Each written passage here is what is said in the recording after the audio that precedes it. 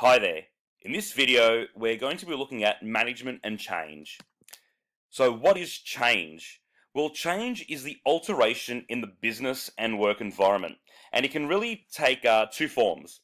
Major change or transformational, which is a complete restructure of the business. It could be changing the hierarchical structure, could be changing how things are made. It could change also the physical spaces, so something quite large.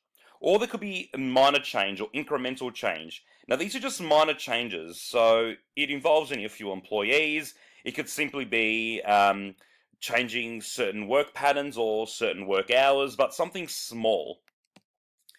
Now the key though is managing change effectively. So really there's in order to manage change effectively, there's also two ways here. So there's low risk change. So firstly, you've got to identify the need for change. So why do you want to change in the first place? And then set achievable goals, things that people can meet, targets people can meet. Now that's a low risk change, and it's effective because people know why they're changing. People know they can meet the target, so they're more likely to want to undergo the change.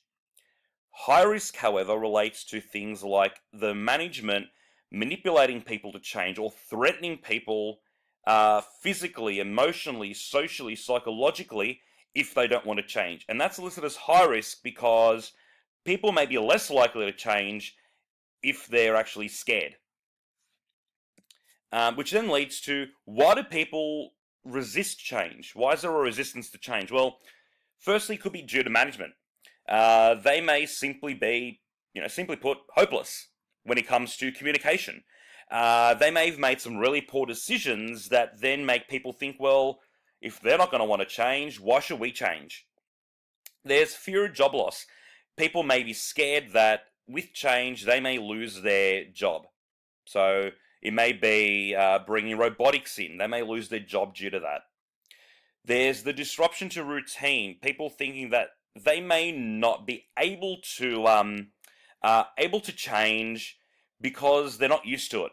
They're not used to change. They don't like things, things changing. So that they think, well, I can't change because it's going to change how I do things, and I don't like that. There's time as well. Really unrealistic time frames. You can't have a transformational or a major change in your business happen overnight. So people may be resistant to think, well, how can we do all this in a couple of days or a couple of weeks? It's not going to work. So they're going to shut off from it. There's also the fear of the unknown. People are scared of what they don't know or don't understand. So they may be more resistant to change if management don't communicate and tell them why they're changing in the first place. There's also inertia, which is just the unenthusiasticness of people when it comes to change as well. They might just simply not care about it at all. And then cost. Obviously, money is the biggest factor. Purchasing new machinery, changing physical space is going to take money. If you don't have that money, you may not be able to have a change. So how do you reduce that resistance to change? Well, firstly, you can create a culture of change using change agents. Now, they're people within the business. They may be role models, people that other people look up to in that business, who then say, you know what, change isn't so bad. I'll help you. I'll show you what you can do. But it builds a culture of assistance, a culture that is used to change, because there are a few people who are willing to take that first step and make a change. Also, positive leadership. Having management who are able to communicate, are able to show people why they're changing as well, and are willing to, walk the walk after they've talked the talk. If they say, we're going to make changes to this, they really need to be the very first people that say, this is why, and look, we're doing it as well.